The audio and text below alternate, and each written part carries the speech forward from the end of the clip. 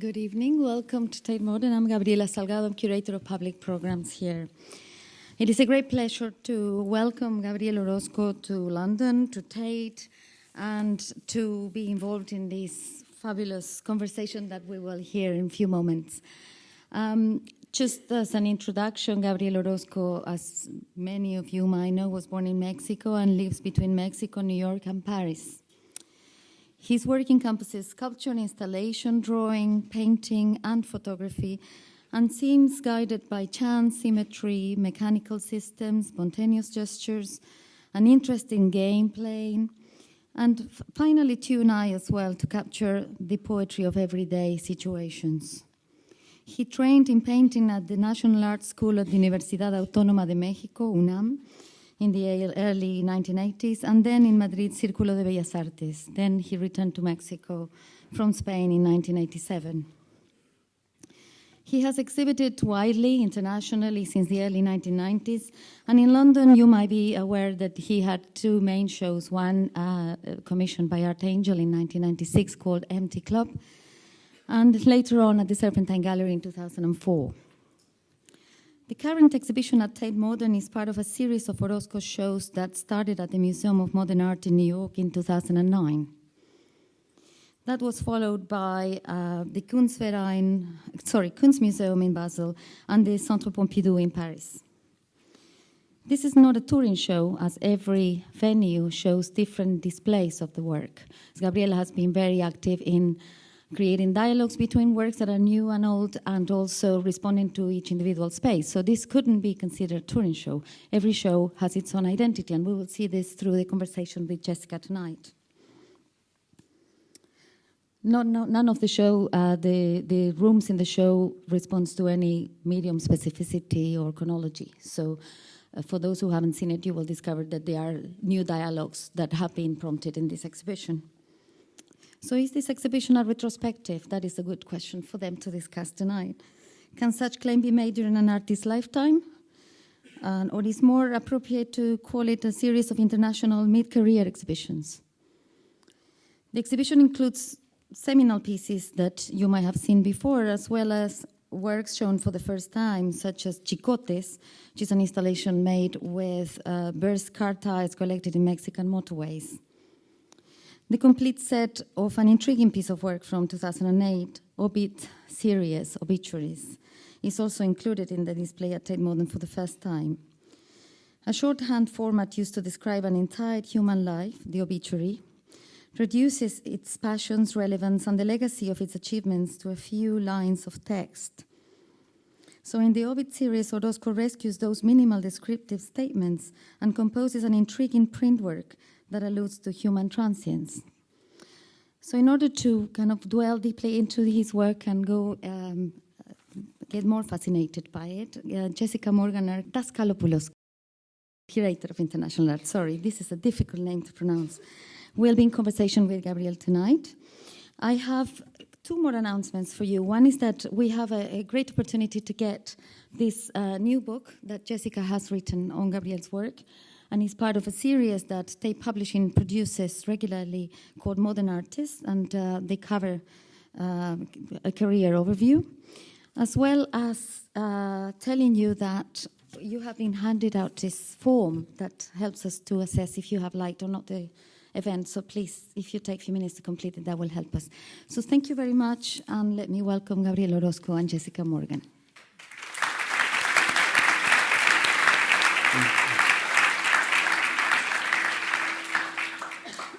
Thank you, Gabriela. I wanted to take the opportunity quickly. So are you getting feedback, because I can hear it? It's okay? To make a couple of thank yous, because so many people have been involved in helping to manifest the exhibition that's upstairs, which I hope many of you have seen, although we will talk about the work in the exhibition specifically. And especially I wanted to thank Iria Candela, who is amazing assistant curator on this exhibition, and she's done an incredible amount of work, and I'm very grateful for that. And of course, Gabrielle, who it's been a pleasure to work with, and it's very nice to have the opportunity now to reflect on what we've done, and perhaps also address some of the questions that have come up over the last couple of days since the exhibition has opened. So we're going to talk really specifically about the works in the exhibition, taking a fairly chronological view and perhaps grouping them together in terms of the ideas that Gabriel has addressed over the years. And then, as Gabriela said, I hope we'll have time also to talk about the exhibition, its different manifestations in New York and in Switzerland, Paris, and now here in London, and to think a bit about what it means to be creating this type of exhibition at this time, especially for someone like Gabriel, whose exhibitions have themselves been works of art. And so to think about what it means and what the exhibition has realized here at Tate. The works that we wanted to begin with are really some of the first works that you've made, Gabriel, if I can get this to work.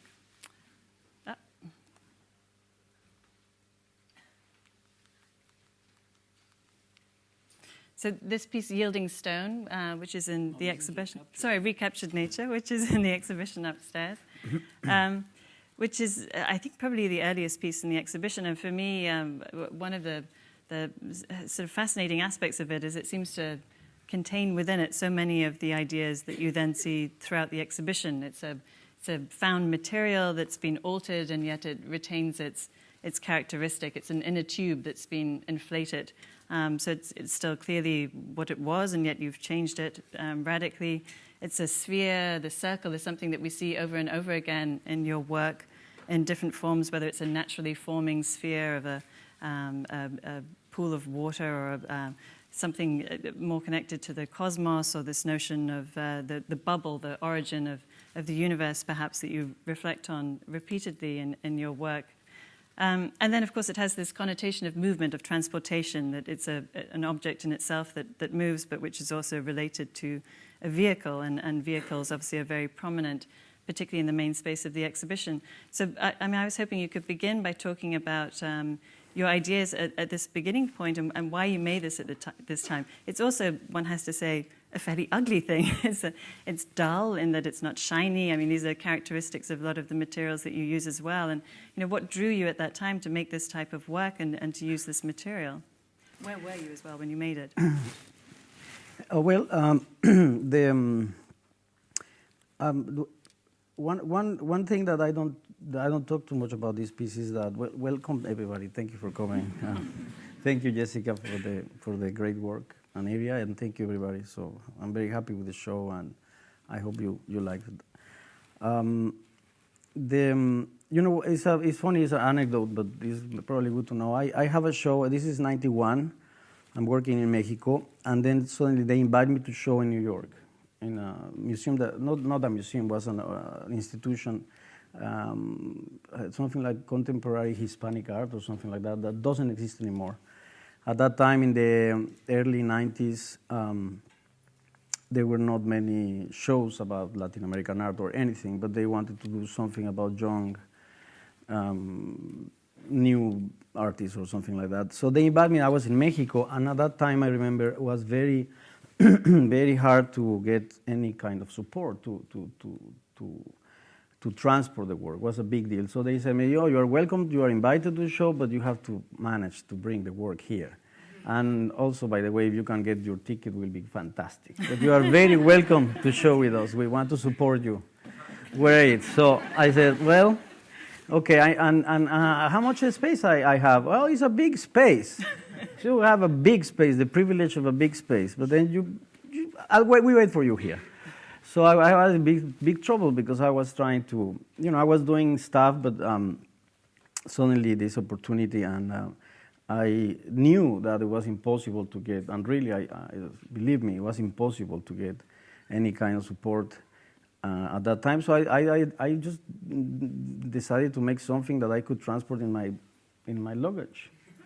And I thought about inflatable piece somehow first, I have to say. First was like, okay, something that can collapse and I can reconstruct there. So then near my house in Tlalpan was this guy that always repaired the tires of my car when I needed. And I thought about this. I said, okay, maybe I can do something with rubber. And I bought an old truck, inner tube, quite destroyed.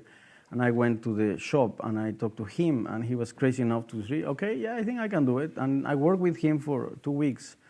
So it's an inner tube of a car, cut it in the center, as a donut. You can imagine a circle in the center, and then open up. And from another inner tube, I make these two tops and seal it. And it was sealed carefully with melting rubber, the old-fashioned way to repair tires, and inflated as should be. And that was one of the reasons. I mean, one of the reasons that has to do with transport, but the transport of the work of art. So at the end, it's like, yes, it's about transport. My work in general has been about vehicles, recipients, but all these containing this early piece for me has been interesting, I think. But it's also a very practical reason to, at some point you have to transport a work like that. So I disagree with you that it's ugly. I think it's beautiful.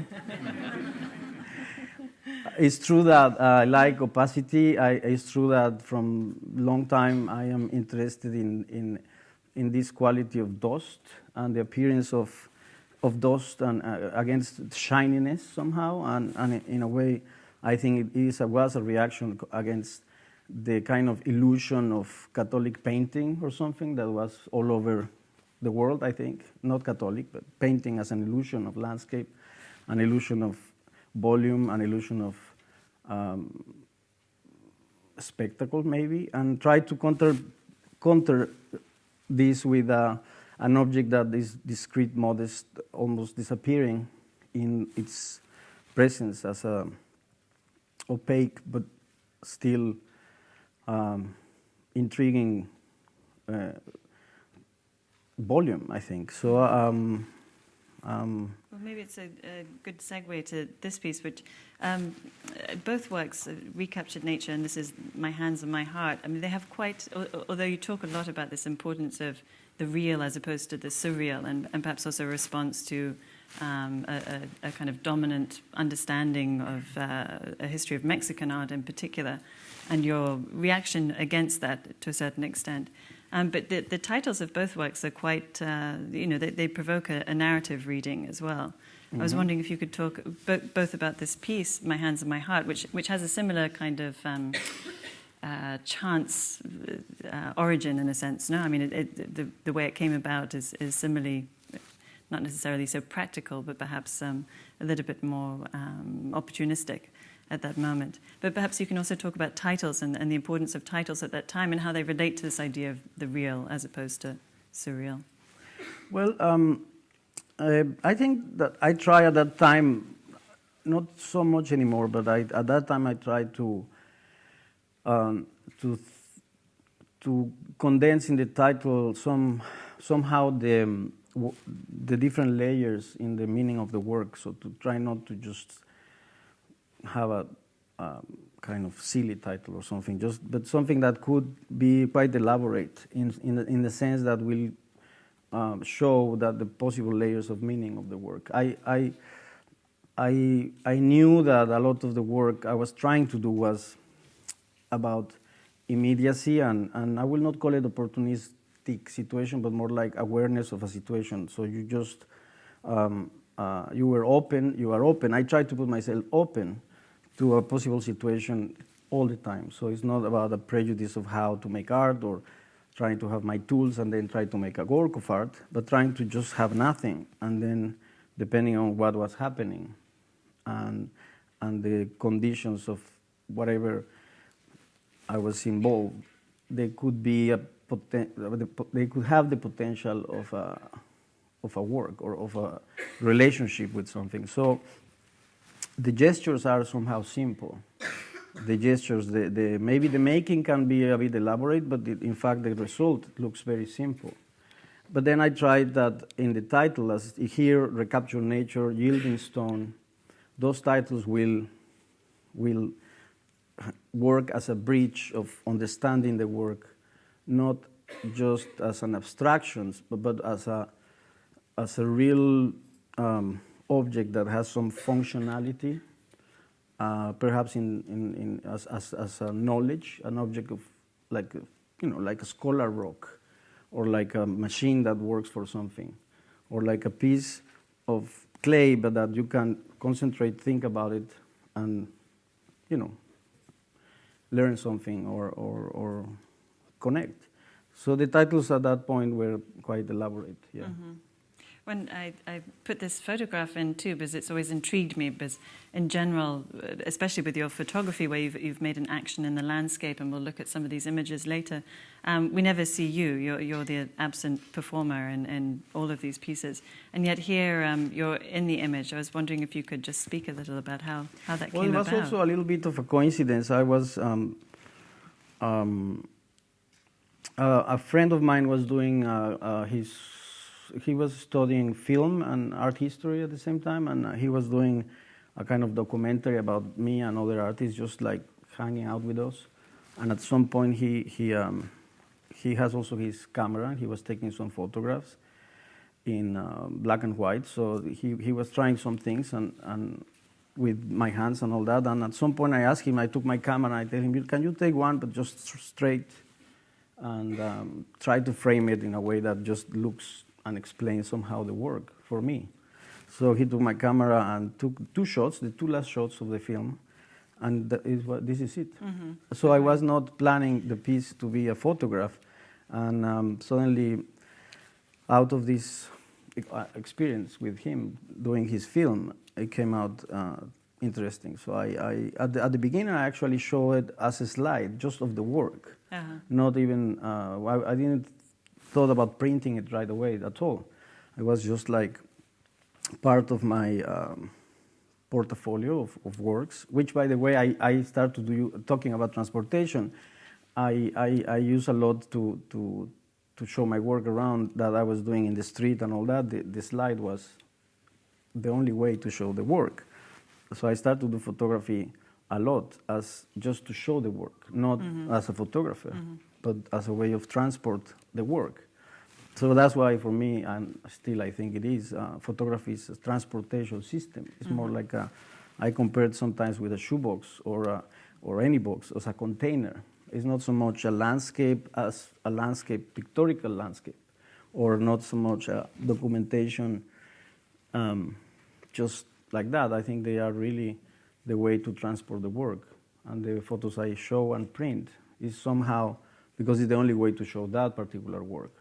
Yeah. So in this case, is one of the first ones that show the body in action. Is the only one that has a real body, let's say, presence.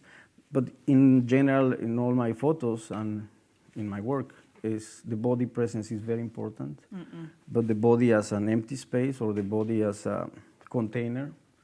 And I try to avoid being there. I try to erase the anecdotal aspect of man, Mexican, young or old. I mean, try to get all that identity out so the work can relate openly to anyone. Yeah, yeah. But, so the next image, in fact, is very much related to that, Yielding Stone, the plasticine ball that you rolled through the streets of New York, although you made an earlier version of it. Is that right? A few months before, I did it in Monterrey City, yes.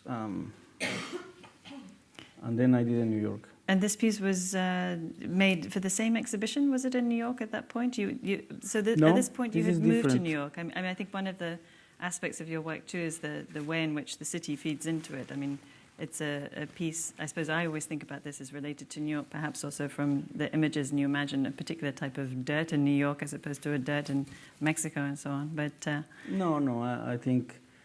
I mean, the idea was conceived in New York somehow out of another accident. Jimmy Durhan was doing a show in that time in New York, and we were friends. When he left the town, he has some materials left that he didn't want to use anymore. And he called me, "Hey, I have some materials here. If you want to use them, feel free to come and check them out." Then I went there, and he has some things, and he has some plasticine he was using. And I was trying to do a book, an artist book. I don't remember for what reason. And then I tried to do a plasticine model of the book. I tried so many different forms and shapes, and I always end up being just a ball of plasticine and getting dirtier and dirtier. And then then I got really intrigued by just how, talking about transportation again, when you move objects around and they start to get damaged. how to make a work that was indestructible. And I thought that plasticine was perfect because it was completely vulnerable. And in the acceptance of that vulnerability and as a recipient of all that happens to it, as everything that gets imprinted into the plasticine will be part of the work. So I thought that was more interesting than the shape or the design. So I ended up doing these models of small, just rolling them around, and then I decided to do a big one, and how big, and then I decided, well, it should be my own weight, because at the end it's like a body rolling, and what will be the right way to measure if it is a representation of a body or something. It should be just, let's say, just my weight, and then I roll it. And the idea is that never hardens, so it will always be changing. Why did you decide to take it into the street and roll it through the street, though? What was I think first because the first models I did was in the roof of my apartment in New York. So to carry this ball to plasticine 4 flies up was a bit hard. So it was easier to do it in the street. Down. But then also because I didn't do it until I have a space to show it. I was not into making the piece and then carrying it up to my apartment again and have it in my apartment. I didn't have the space. So what I decided to do is just to have the model small in my roof. I did it. I have it there. And when the opportunity to show it came out, I just asked for my weight in plasticine into the museum. It was very expensive also. I didn't want to spend that money, so they pay for it. Then I have it there. I make the ball in the space, and then I took it out of the street to finish the piece. So at the end, it's not a performance. I am not into performance at all. I actually don't like performance. So it's more like the process of the making of the work. The logical way was that. So you just put it together in the space, take it out to the street or a courtyard, whatever, roll it there, and gets all the imprints in there, and then you put it back. So, and then with the hope that we'll sell, so I don't have to take it back to my apartment. And did it? Sadly not, until now. We don't need to talk about market issues here. The work that it's always that commonly comes up when talking about this piece is the piece by Pistoletto that was rolled through the streets, and newspaper work. Was that something you were consciously thinking of? Oh, and no, how do you? No, and I don't like the comparison. Really? No, because I think that work is more like a metaphor. It's about first it's like kind of performance. I don't like that. Second, it's not true that he did it like that, because you cannot paste newspapers by rolling them in the street. Have you tried to do that? Impossible. Unless you have somebody gluing it and then putting it, and gluing it and putting it, and gluing it and putting it. I mean, that doesn't work. So it's not the way to make the work. I think he made the work, and then he performed it outside. And I really don't do that. I think what I'm showing here in this picture, and at the end I end up showing the picture, is the making of the work is that. Is the way to make the work. And the imprints are real. The formation of the piece like that is real. And the piece is real. The title is metaphorical. Of course, I put yielding stone, the idea of the stone that is vulnerable and receives everything. And yes, it is a body. I say that it is a body. But in the work itself, as an object, is a real piece of plasticine, and whatever it is, because it is. The other is newspapers and news and performance. So, and you might, for those of you who've seen the exhibition, I mean, it has the look almost of a meteorite or something. It's an incredible aged surface. You're happy with the way that it ages? It becomes more like a relic in a way. Do you like it? I think it's wonderful. I think it looks strange to me now. I have to admit that it looks a little bit, it's a greasy material, and I like that condition. It always kind of somehow it sweats. It's an oily grease. What contains the piece is oil, because basically it's just tossed together with oil. And over time it has dried up a little bit, and then sometimes it looks much more like dried up something. And I don't know. I mean, I have not judged. There is impossible to judge. I mean, whatever happens to the piece is part of the piece, and that's the rule. The rule is that I cannot judge the appearance of the piece anymore. In the moment that I roll it, accidents will make the shape, will give the information of the accident, and then that is the position I like to be. It's just I have the idea, and then I let it roll, and then whatever happens to it will be part of the piece. So there is no judgment possible. Yeah. Not aesthetic judgment at some point. You erase that aesthetic judgment, and it's just whatever happens is part of the piece. But I am definitely surprised, and I cannot do nothing. It's just that the way it looks, the way it is the history of the piece. So. Its age, huh? This work was also made in New York at this time, and I think it relates to your first experiences in New York. And perhaps you can talk a little bit, Gabriel. We've not mentioned sort of your movements at this time. I mean, you had obviously grown up in Mexico. You spent some time in Spain as a student. You went to Brazil for a period of time, and then sort of established more of a permanent home in New York, or at least one of a couple of locations at that point. And this piece, Dial Tone, came somewhat out of the experience of moving to New York. But perhaps you can talk about the significance, perhaps, of moving there at that time, and how it may have related to your thinking about your work, or at least your position in relation to getting involved in an art world in New York at that time as well. Yes, well, yeah, it's true. I started to travel a little bit. I mean, the first time I left Mexico was for 1 year to study in Madrid in 86, or 86, 87. And before that, I did a couple of trips as a teenager to New York with a friend, a couple of friends as a group, just to see some exhibitions and go to some concerts and things like that. And I like New York. But that trip to Spain was very important, because that opened up for me many things. I mean, to see exhibitions and have access to books that we didn't have access in Mexico at that time was very important. So when I came back to Mexico, I was already in a process of changing my work and doing more things that were not so common, I will say. And trying to have also generate my own system of working. Mm-hmm. And I was getting tired of being in the studio, or practice of painting was a bit a bore for me. And so all that together with, I just met my actual wife, that she was a good encounter, and we started to hang out, and she loved to travel.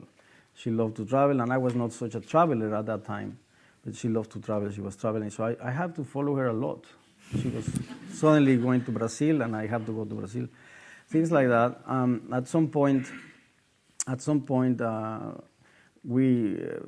she wanted to study a master, and New York was a good option. I was very happy about it, because I also liked New York. So she moved there, and I was crashing in her dorm in the university all the time. And at the same time, I was doing some shows, started to do some shows, and going back to Mexico. So I was in a moving situation. But New York was very much to be with Maria. So still here. How are you? So it was very much a kind of just a very organic moving, just here and there, and working, and happy to be in all these places. So I started to also adapt my work to that way of living. I was carrying a small camera with me, an Nikon autofocus. Mm-hmm. That was one of the first ones that came out to the market in the early 90s. Before I didn't do that much photography, because the cameras were too big, and I didn't want to carry with a big camera in the areas I like to work, which sometimes are in the outskirts of Mexico City, or I like to get into some areas that to have a big camera has some impact in the people, and I didn't feel comfortable carrying it. So at some point, when I had the chance to buy the first nice small camera, $100 at that time, I have it in my pocket and start to use photography more, and that's what came about. The Turista Maluco picture is one of the first ones in that sense outside. So I lost track. Talking about the phone book, right? The dial tone. So I remember, I remember coming to New York, for example. I didn't have money for hotels, so I always crashed in apartments of friends, or somebody knew of an apartment that was for rent, and they could lend it to me for a week.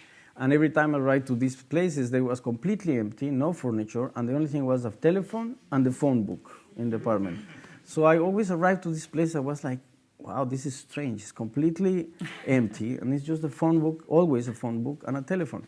And it's very nice for a person who just arrived in the city. It's like everybody's there in that book. And you have the telephone, and it's free, actually. But I just started to look at it, and of course I didn't know anyone there. So I was like, useless book. I mean, anyway, it was this presence somehow, and I started to do some drawings in some of these books, like out of whatever, found the situation. And at some point, thinking about this phone book, I said, well, I mean, just take out all the names and just get the columns, put them together, see how they look, and I did some tries. I also did some others in which I was drawing on top of some names, erasing some other names. I have a whole series of paperwork with the phone book, and I end up doing this one for my show in 92, a group show in Mexico, and then I show it in 93 in MoMA, the complete phone book of New York, which it was at the end like 25 meters long. And it took me, I don't know, like 4 months of watching TV. I was watching TV and pasting all this. So Sorry, not to cut you off.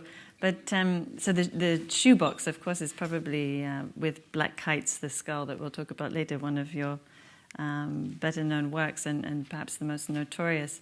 I mean, it's a piece that you showed first in Venice in the Biennale in 1993, and it's always fascinated me that you had very quickly received a lot of attention at this point. I mean, you as you said, you were in New York. You were working. You'd shown.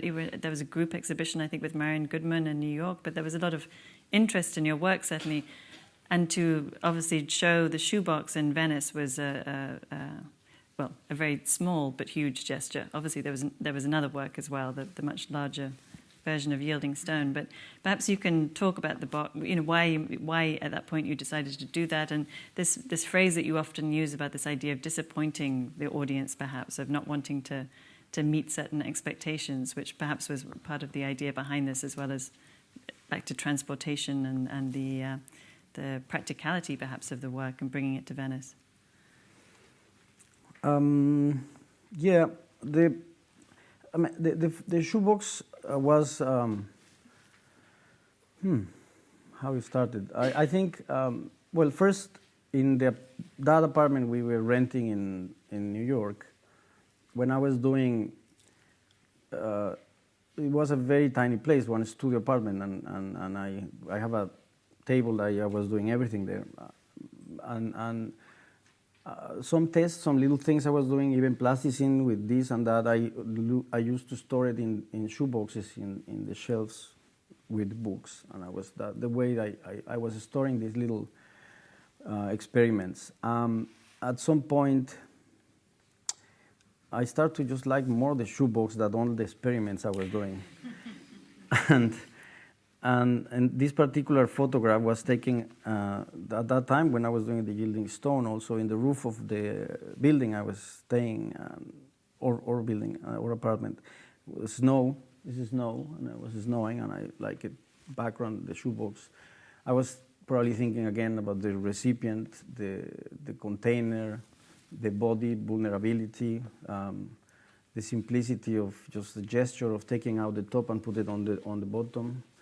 I remember I was thinking about the space between the sculpture and the base, or the space in between the object and the base, the soul, the earth. How when there's no movement, dust accumulates there. And I was thinking about all that.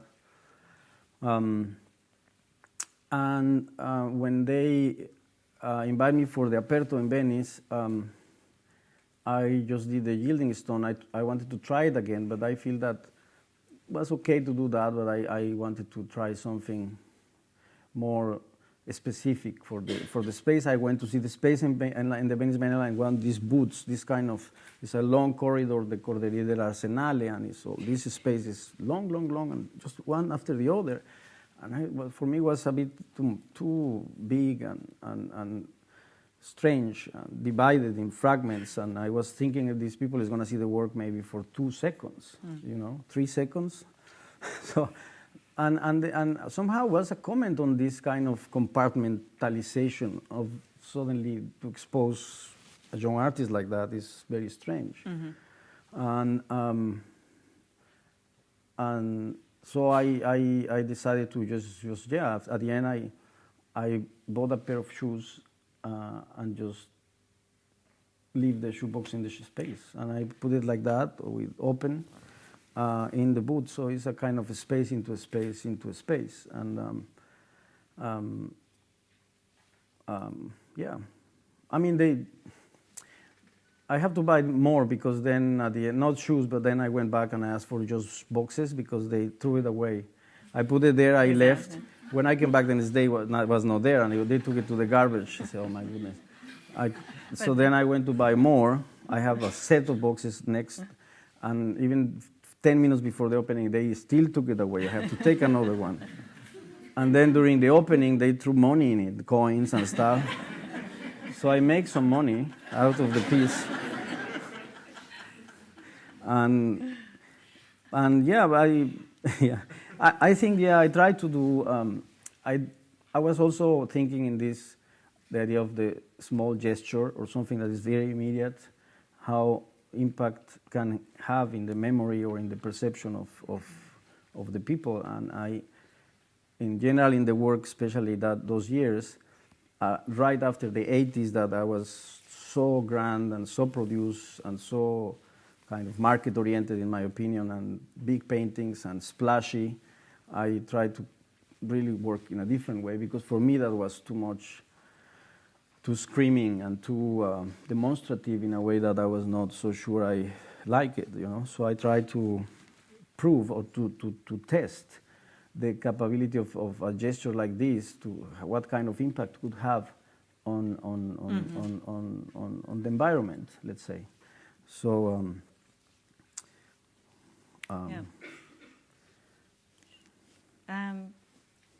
La Déesse was a work that you made in France, and it seems it would absolutely have to be made in France. It's rather, I suppose, with Black Kites and with the shoebox, it really is the work that we see over and over again. It perhaps comes back to dial tone and the process of cutting and also recaptured nature, the cutting of the work and the placing back together again. You have used another expression for your work frequently in relation to the sculpture, the idea of sculpture as a fruit, and the sort of core and the other layers, and this it relates, it seems, also to this notion of cutting of the sculptural form. But maybe you can talk about that in relation to this piece and what the significance of this process is for you, of the taking, not taking apart, but the sort of slicing of the object and the transformation of it through this process. Yes,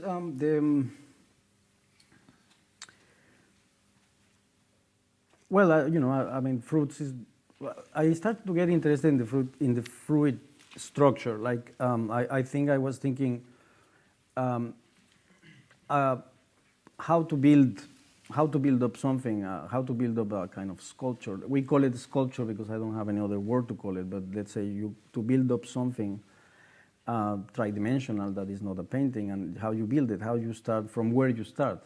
I mean, how you start from the center, from the sides, from what, and also thinking in a sculpture as a functioning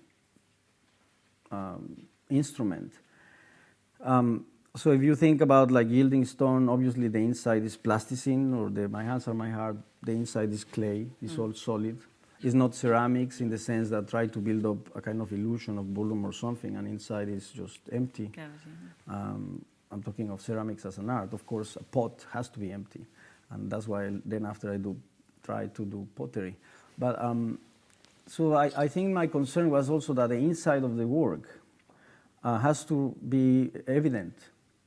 I mean, sculpture as a real thing should have clear what is happening inside. You mean the process is made manifest, or what it the process manifests, but also there has to be clear what is happening inside for me. It's not what I don't like. For example, I don't use molds to produce work. It's because the mold is a reproduction of a volume, but inside is empty, and obviously there is no reason why it's not a structural reason. It's just a mold that is representing volume. It is not that real. It's a representation. That's why I don't like bronze sculpture so much in that sense, because it's an illusion of volume, but inside is empty. It's just kind of just the outside. And that's why I got fascinated with fruits, because fruits are also a vehicle of transportation. The fruit, as this car, as most of my work, is a vehicle for the seeds to get spread around. And the color of the fruit is to attract the animals to eat the fruit and disperse them around. So I just was intrigued by this kind of functioning instrument, machine or organism, and I tried to think in those terms a little bit. Obviously, the car and the instruments we have for real functioning, they have all these conditions also, and they are for the body. They represent human body in a way.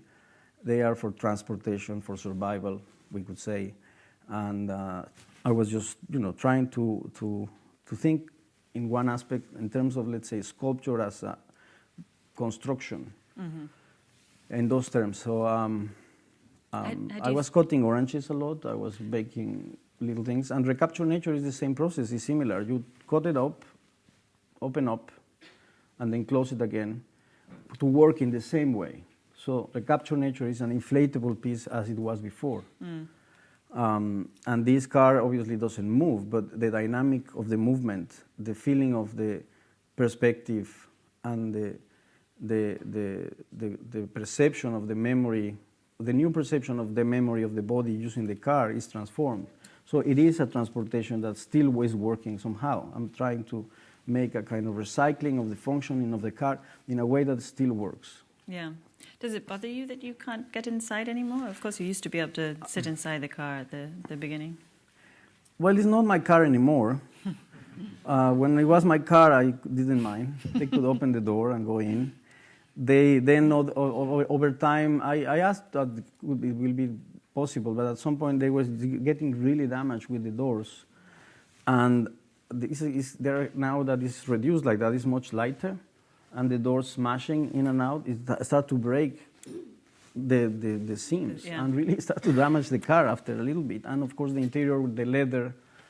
So at some point it was a matter of destroying it or not, if you use it. So I think it's part of the history of the piece. I mean, it was possible to do it, but now it's not possible. The elevator still you can go inside.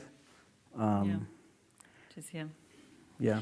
And so here, there's a correlation to your body again, as with yielding stone, which was your weight. Here, the elevator was reduced to your height. And again, rather like La Déesse, in order to create the sensation of movement, perhaps, or exaggerate the sensation one has of getting in a lift as it goes up, and you feel your body rising and expect to hit the roof, but of course the whole volume is moving with it. But can you talk perhaps also, La Déesse, I'm sure many of you are familiar with the history of it as an iconic car and what its significance is in France, but why did you choose the elevator? Was there any particular interest there behind it as a design object, or was it simply its role as a vehicle? No, I think that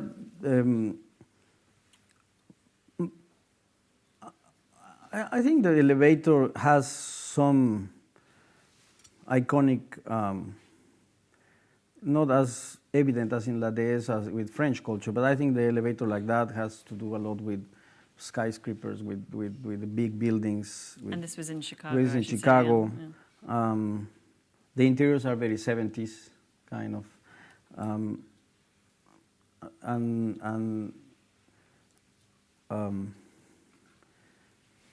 is probably less recognizable, maybe as a symbol of some kind of culture in particular, but I think it has to do a lot with, with a moment of history. Yeah. And then the extraction of this was something I was intrigued, even thinking in terms of the fruit, because when you cut an orange and you take the interior and then just put it upside down,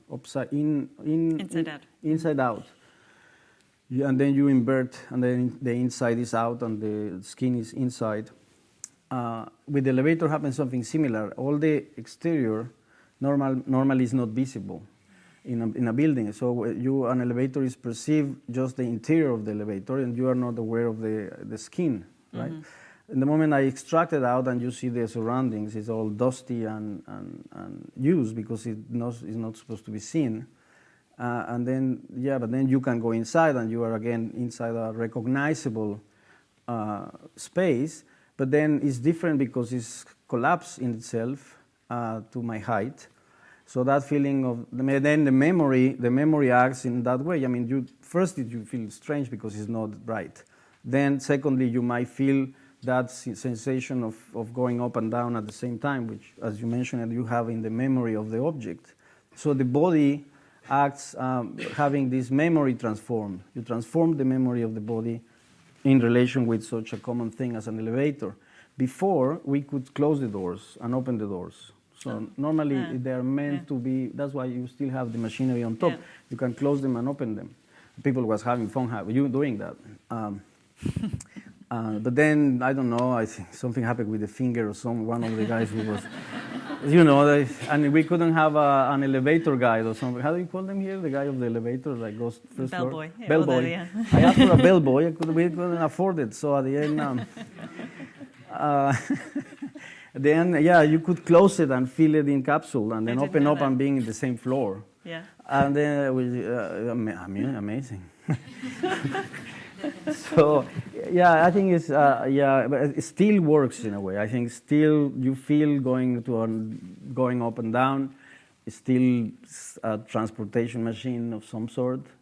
I think that all these objects, they work as reconfigurations of the memory of the object, not just in relation with their own history or iconic weight, but also in relation with the body that used them and has already an understanding of them, and then suddenly that is transformed into a new event and to a new experience. Mm-hmm. And I think that art is a little bit about that. So you just transform that, and then you make a new situation of awareness of something. So. I think I'll move past the bicycles. There are a number of... I like the bicycles a lot, but I'm noticing because you're speaking so eloquently about everything, Gabriel, which is wonderful, but otherwise we will be here all evening. There are a number... We can have a vote on it in a couple of hours' time.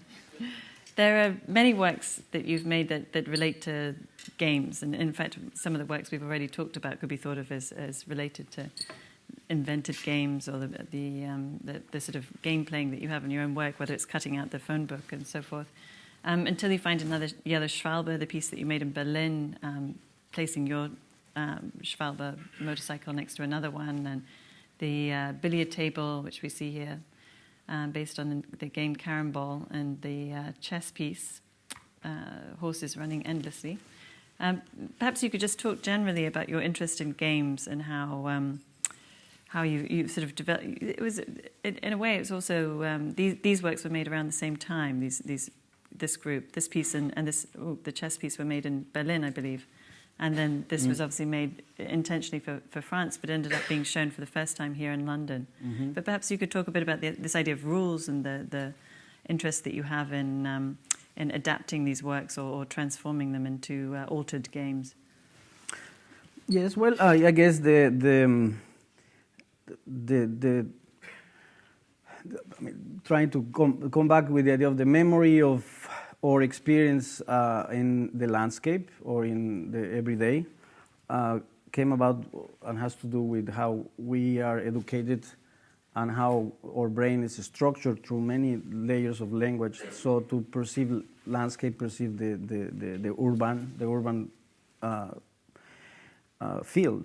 So I think that what I got interested with the board games and all games in general is how they represent a culture, they represent society in many ways, and they are, some of them over time, transcending those moments and keep being interesting and representing something intriguing, and that's why we play them. Also, I like the idea of the abstraction of the game in its own, having its own rules. But of course, you can always think about how to break these rules or how it will be with other rules. And what kids do, and I used to do a lot, is to invent games in situations of boredom when you were waiting in the dentist or something. Like then you invent some kind of game with the chairs or something. So I think that the idea of the game and in the perception of and or memory of or landscape and historical landscape is quite interesting. So I play billiards when I was a kid. I play chess also, and just there are different ways of transforming them. The knights, the horses is just like a idea of a landscape, and the movement of the knight in the chess is very interesting. It's a kind of tridimensional move because it moves 1 and 2.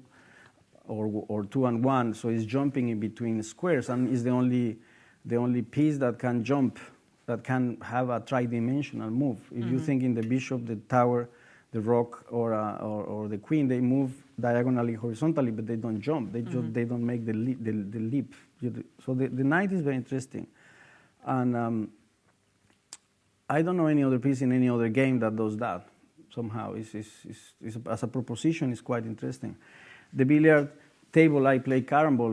In Mexico, we play more carambol than pool. We don't play with pockets. We were playing a regular game of carambols, French billiards.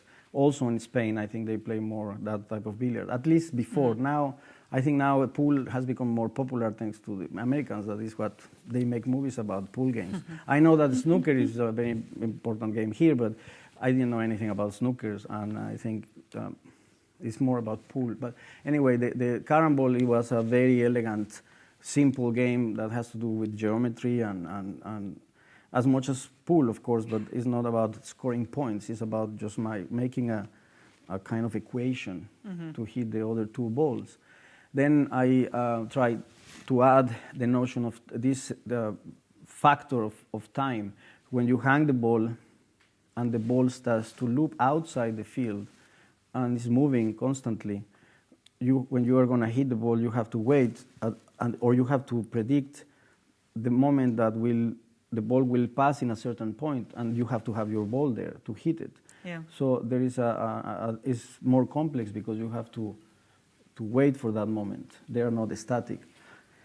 And the Schwalbe was just a practice to go out with some excuse, my own Schwalbe, my own motorcycle, and then finding another one parked. Next to it, I parked mine, and then I took a picture. And it was a very good excuse to go out in Berlin, wander around, be loose, just enjoy the summer. And then having these encounters of, where they were knights in a chessboard, but just that the board was Berlin, and I was a knight in a Schwalbe, conquering the new Berlin or something. There are quite a few photographs in the exhibition that cover a whole period of time. This is one that you've already mentioned, which was one of the first photographs that you took with the intention of taking a photograph that presumably you would then exhibit.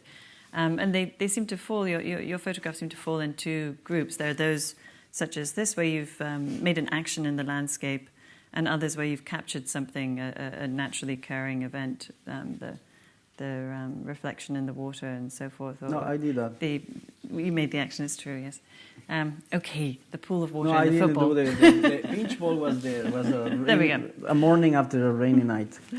But maybe you can talk a bit about the way in which you've approached photographs, but sometimes you talk about them less to do with photography, really, and more to do with this idea of the container of an idea, or the means of capturing a sculpture in the landscape that you've made.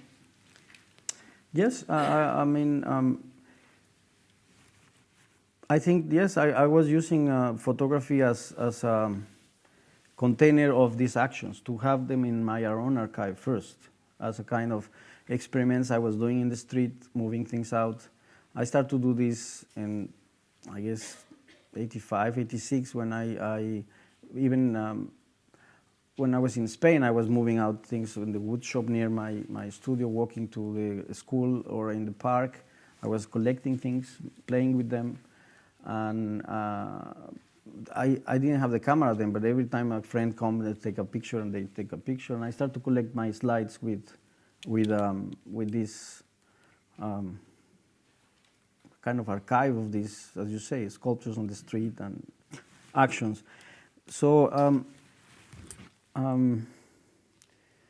I think this was a lucky day. Suddenly we were in Brazil, in Cachoeira. We arrived, and at the end of the day, the market has gone, and this is around 5, 6 street market, open air, and there were a bunch of oranges on the ground on the corner because they are all broken. They were useless, and I suddenly just like, I love the landscape, the whole table there, the emptiness.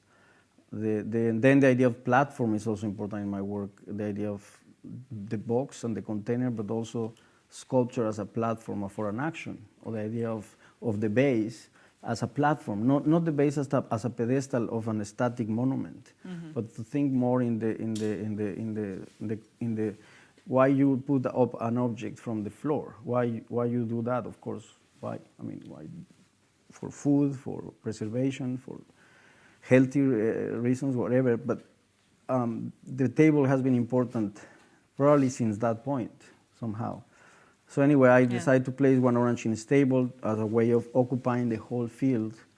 And when I was doing that, there were a couple of guys that were drunk, and they were looking at me, these guys running between tables, placing oranges, going to take a picture, coming back, moving one or two, and they start to say, crazy tourist, crazy tourist. In Portuguese, it's turista maluco, está maluco, está maluco. So it was a kind of title just out of the situation, but I think it is one of the most significant photos of that, really just being more aware of the camera and being aware that will be somehow shown as photograph. Yeah. Talking about the tables as well, maybe you can speak a bit about, I mean, you've never had a studio as such. Obviously you work at home and you've worked as you've traveled and so on. But the tabletop, which you've used a lot to present your work, as you say, both market tables, but also a sort of table surface to present smaller objects, is the site of your work, really, or your sort of daily working practice, if we could call it that. Maybe you can talk a bit about the way in which it functions as the aspect of how you work, sort of how the work comes about. I think that just out of not having let's say proper fixed studio with specific tools, because I don't need that exactly. I work a lot in the kitchen, or I have a desk where I have my notebook to make drawings, but sometimes it's the same as the dining table. So it's just like the table. It is just I was just thinking why I work in a table, and maybe I should show some works in a table, and especially all these models and experiments. That's why we did at the end.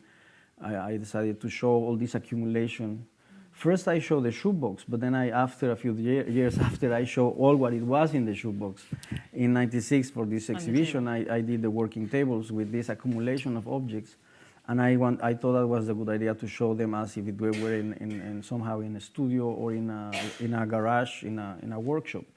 So they were just there, ready to be used for some reason or experiments. So the table become like a game table as well. The game table, sand on table I did. This found situation. The piano, I break my bread on piano. I just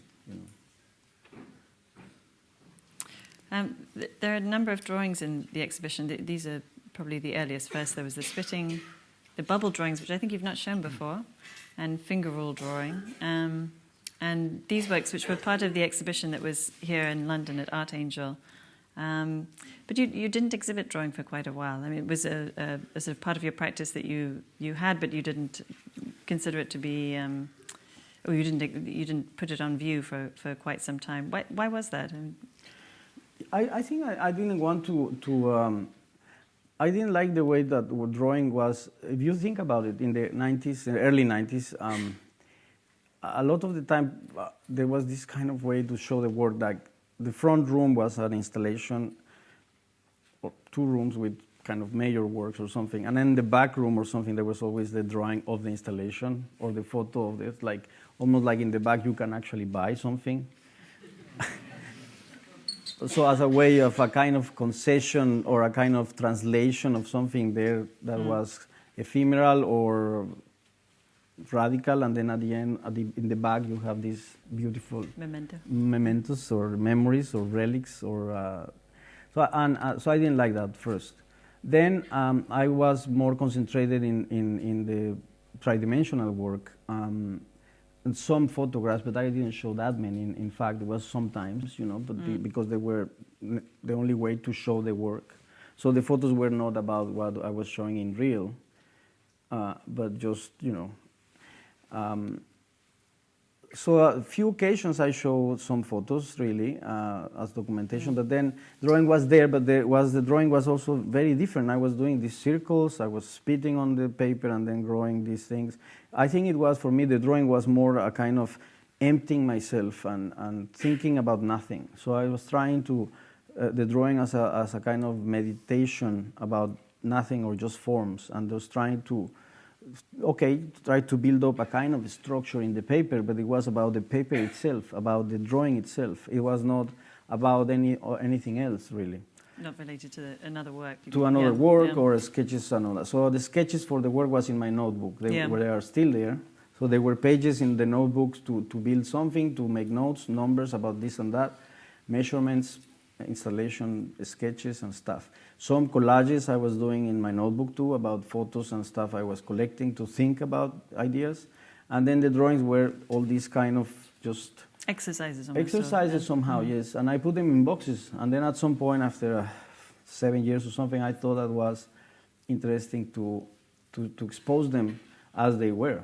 So I don't know if you remember, but in the late 90s, drawing was somehow not so important. I mean, if you think about in the 90s, what was important was video, first of all. Was a decade of video. And video was, for me, also just like kind of golden frame, because whatever you do, you make a video and it will look interesting. But at the same time, it was not real. It was just a projection of whatever you did before. And it kind of annoys me that you go to an exhibition and you see something that happened before, and then you are just watching the documentation somehow. So video was used a lot everywhere. And drawing was, I don't know, I think was maybe somehow at some point was just irrelevant for some reason. And I just tried to see what, I mean, at the end also I was just, why I'm doing these things? Let's show them and see, So I start to show some of these pinch on the paper, spitting drawings,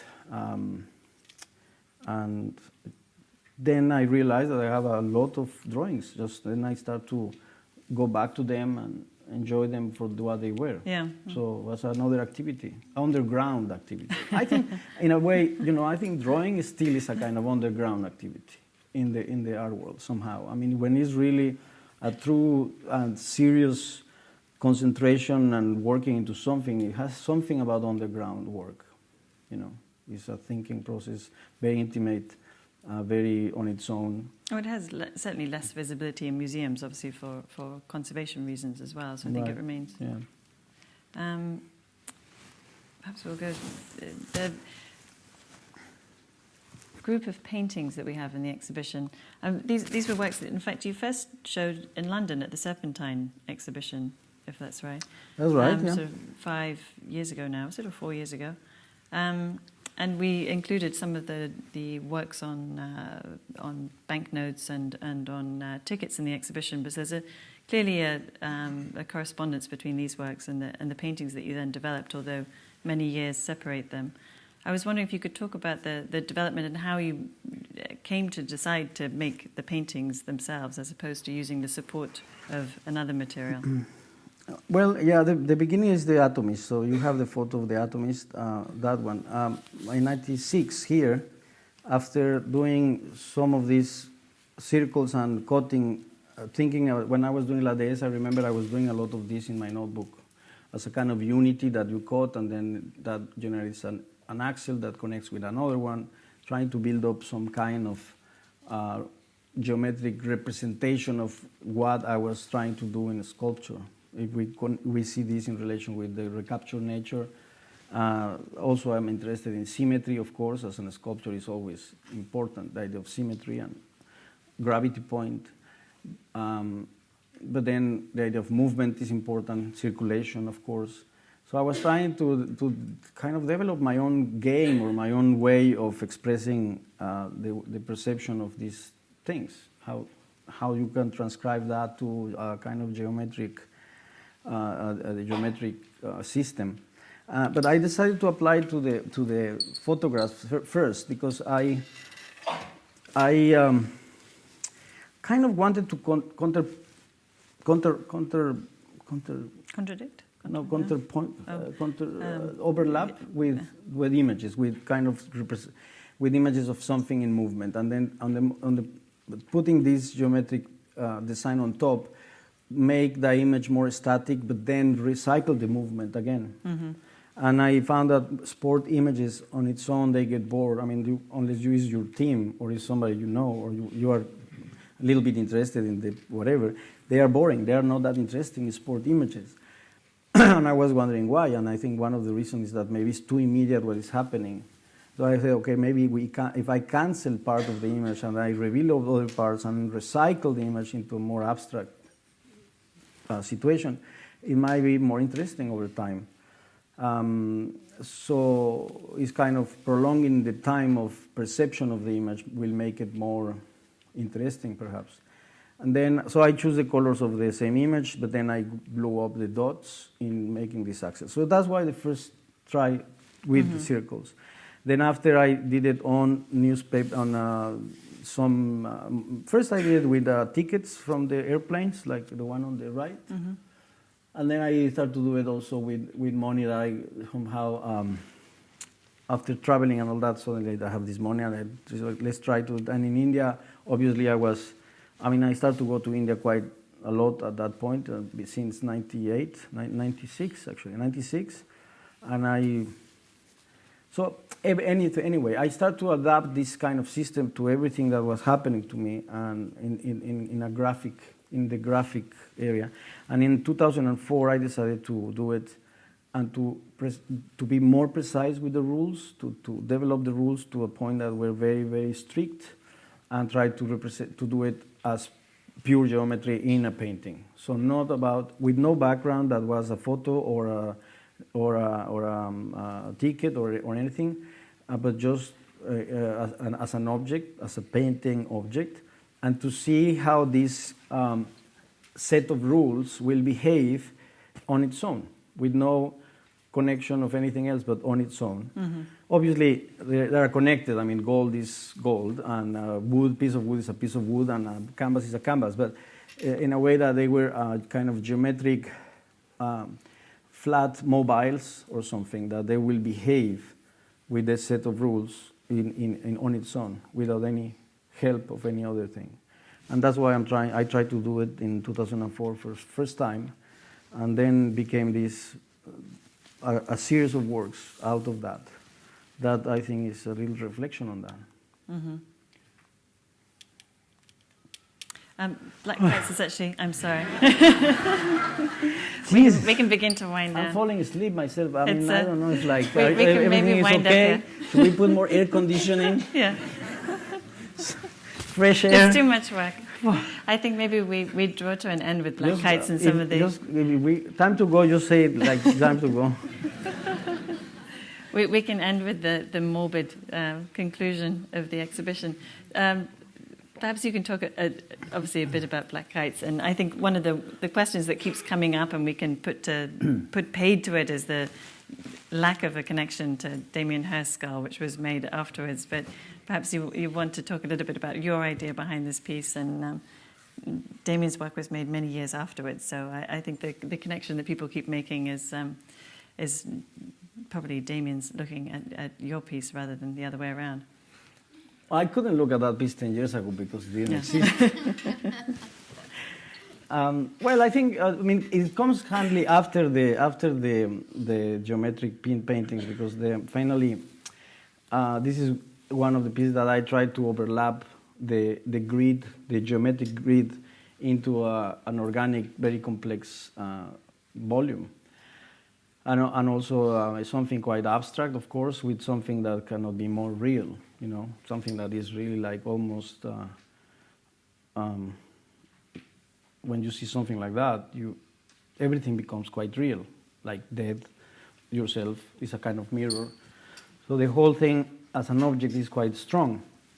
I also don't think it has to do nothing with the Mexican tradition of ornamented skulls. I think it's not really like that or about that. Although I like them a lot, I have to say, but I think it's not that the reference I was interested. I think it's more about the this overlapping. If we compare this with the Atomist, and you see the geometric shapes on top of something real, in terms of the photo of something real, something like that, that overlapping makes perception a different thing. So I think I was trying to reveal the piece, the object, in a different way through cancellation and revelation, and the way to have a negative positive grid was a way of cancelling and revealing the object and the dynamic of the object. Yeah. Again, so if you think in terms of symmetry and cutting, you can also relate it to Lades. It's just that this is cut made on with the drawing using a grid, and the other is a physical cut. But I think that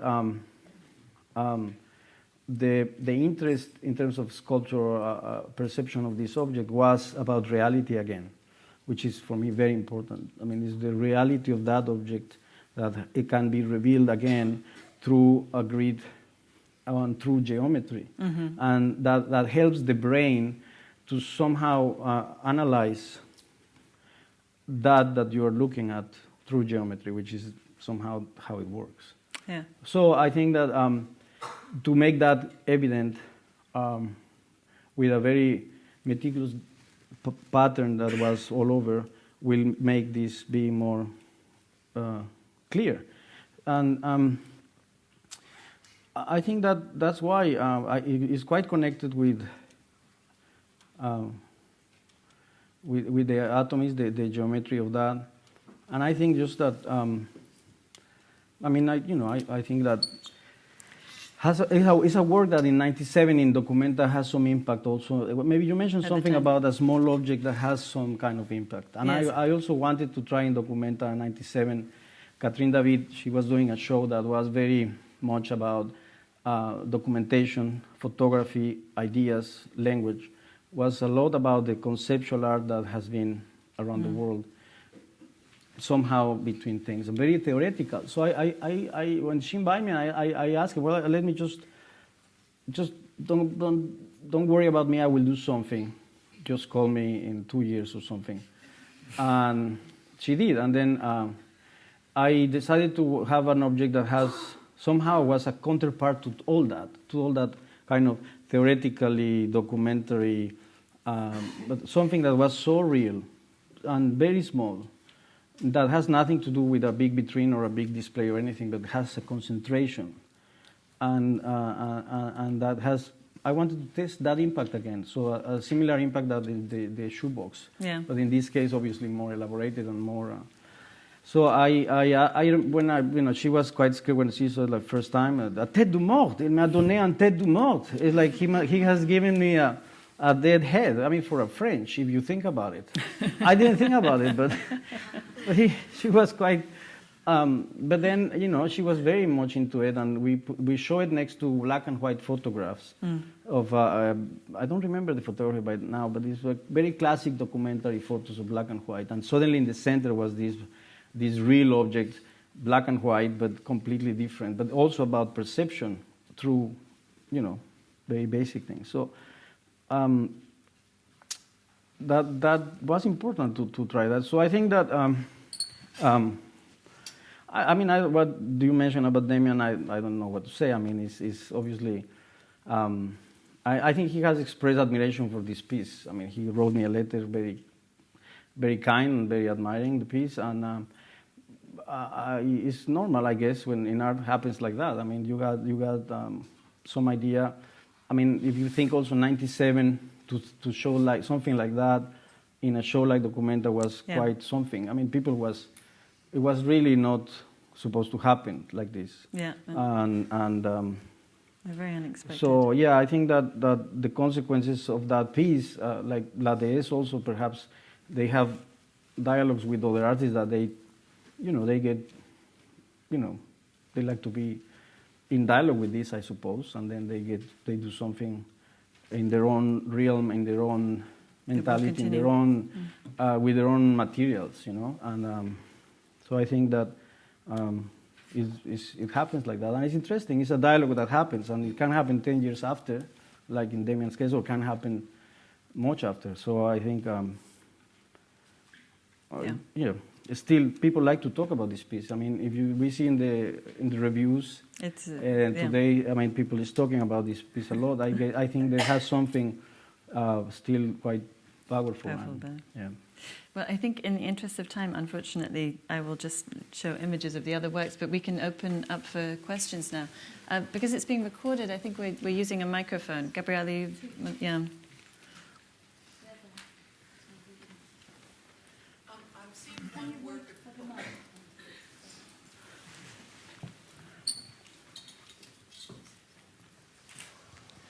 I've seen one work of yours that was a solid plaster bowl with a piece of paper that was both entrapped and escaping from it, with concentric graphic lines drawn on it.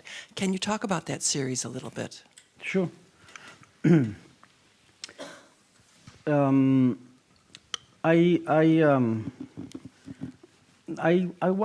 like the talking about gravity and the idea of the recipient and the void. At some point, I start to do some kind of containers or using half sphere recipients and pouring down plaster. I really like plaster a lot. It's a material that is very somehow pure and neutral, and is used in construction everywhere. It's a very nice material. Also, when it dries, it's nice to draw on it. It's a little bit like a bone, something like that. So I just pour plaster on this recipient, and it's still wet. I put a piece of paper inside so to sink it. So it's a kind of sinking works. I was doing sinking works, sinking newspaper, shell, objects, and then on top, after it hardens, I was drawing on that. So it's a kind of surface sinking volume, and so if you think in the pinch ball photograph, for example, the container, and so they're very I think very simple in that sense. So it's a kind of drawing out of sinking an object.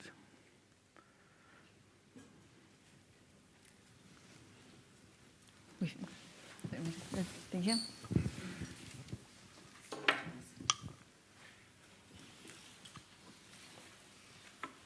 During this conversation, I noticed, I was actually surprised about two ideas that you talked about. You said that you don't like performance, and I was surprised about that because I always looked at your work as some kind of hint or trace of a performative action. And the same with you said that video has something immaterial to it that you don't like about it. And I feel that that is also something to do with video in your photography, as like something that it's not there, but it's a documentation of an action. And I just wanted to hear what you're saying, what you have to say about this, in the sense that, like, performance and documentation and something that it's not there somehow. I find it's part of your work, but now you're saying that it's very... I hope I make sense. I'm sorry. Yeah, I'm no, a little it makes nervous. sense. Yeah. Well, I will make it short. I think I try to avoid in my work any sense or feeling of a relic, in the sense that I try that the thing you are looking at feels present and feels in time, present. So you are looking at something that is happening. It's not that happened before and then suddenly it's just the relic of that. So I try to avoid that. Obviously, it's very hard. And also, you are always in that limit, in the limit of achieving or not achieving that. I think that what happened with me and the idea of performance is quite complicated. I don't trust the media, the way of the presentation of a spectacle like that somehow, or the intrusion into the space of some kind of almost surrealistic situation. For me, it's a little bit surrealistic. It's a little bit like, it's not real, but it's real. It's always an insertion of something that shouldn't be there somehow. I'm being very basic in my explanation of performance, but it's somehow what I feel all the time. And as a strategy, why I never find it so, at least for me, intriguing or that motivating. And video is the same. It's always a dark room. You enter and it's something amazing happening that is generally really boring. And I cannot wait to leave the room. That's happened to me. And it's always with carpets. So it's carpeting. So I think that it's just that the video and the performance, they are always somehow framed as situations that are dramatic or interesting, but they are too much framing to that, and they are not so much. And yes, I think that a lot of art is a residue of a performative action, but you don't have to show the performance. You can just show that, let's say you show the discovery that you found through some action, but as an instrument that somebody can use, not as the leftovers of a party somebody have and there is nothing to do with it. Not like, the used plate and the table with the things that they already consume somehow. And I think it's nicer to try to present a sign or an instrument or an image that still works for the person who is looking at. And sometimes I feel that the performance at the end is too much of a mythological activity of some kind of something that is not real. It's something that, so it's for me. And video has also that quality. So I'm not so related. I have done video, but it's not my favorite.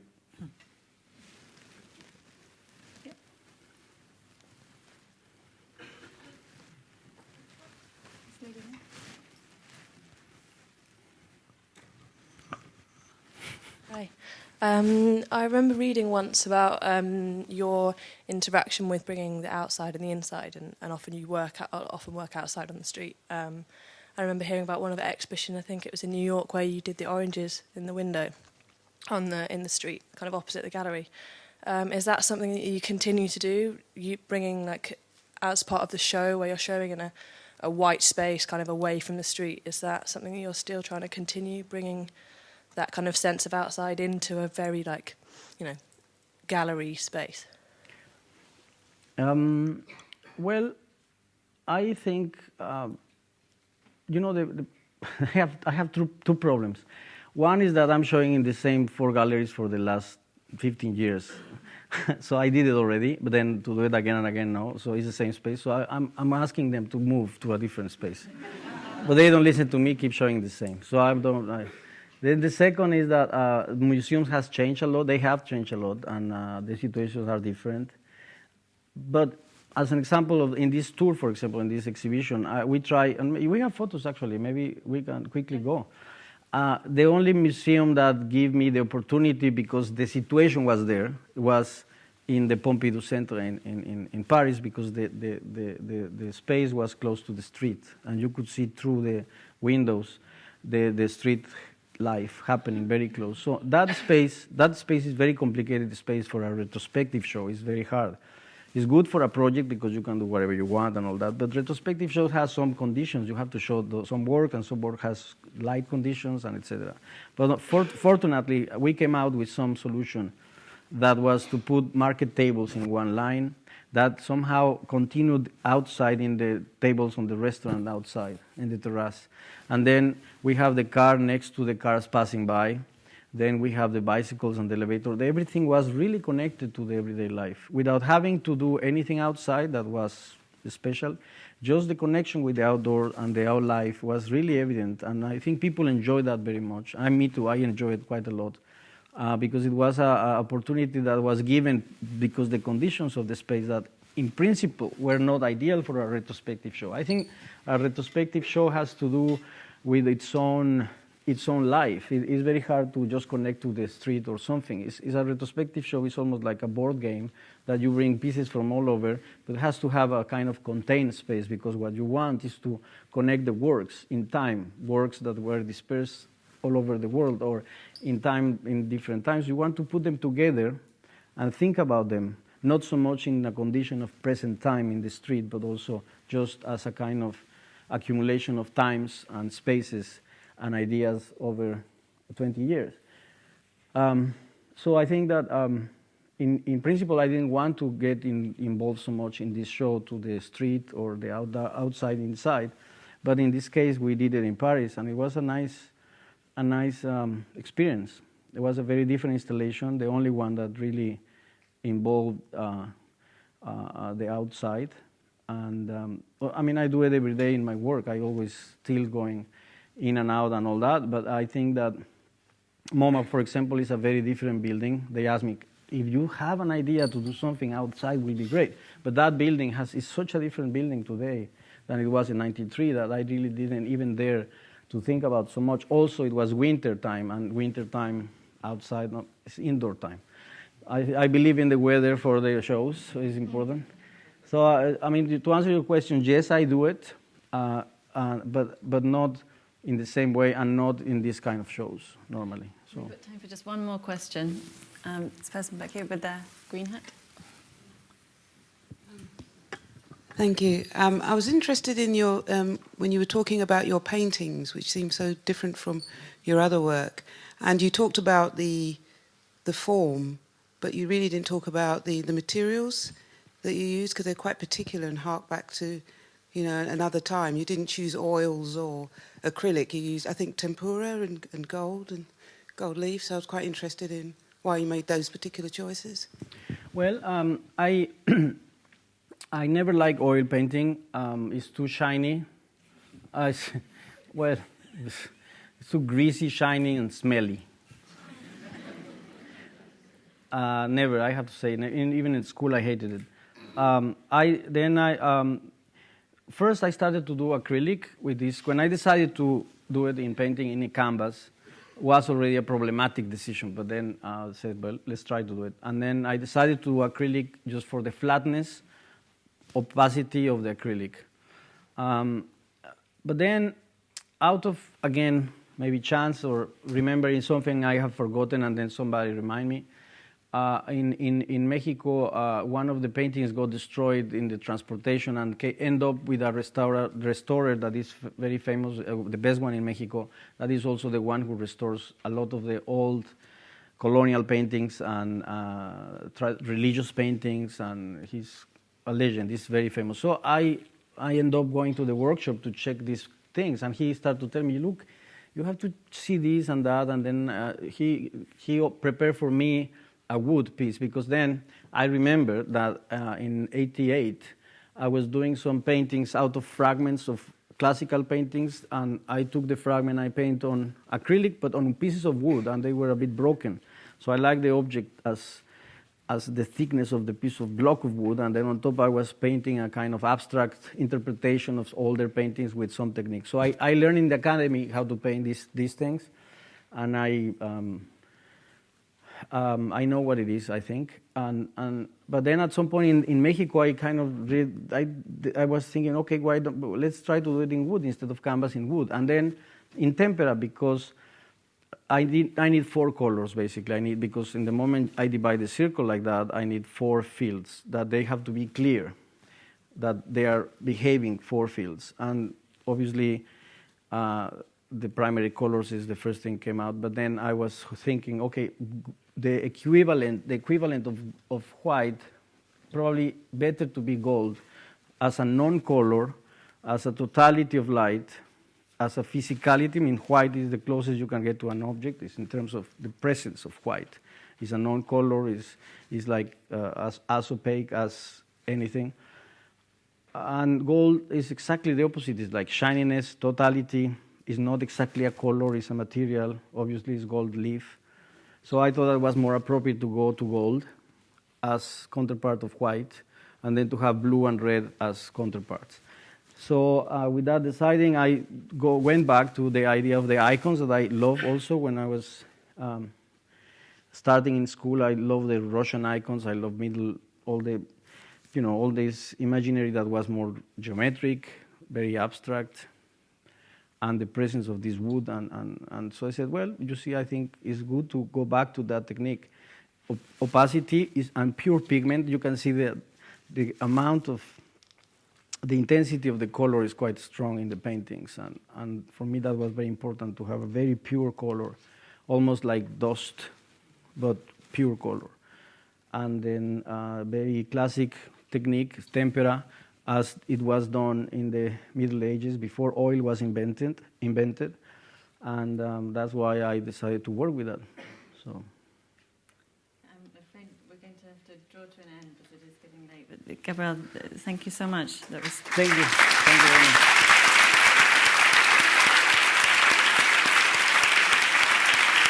Thank you, Robbie. Thank you, Jessica. Thank you for coming.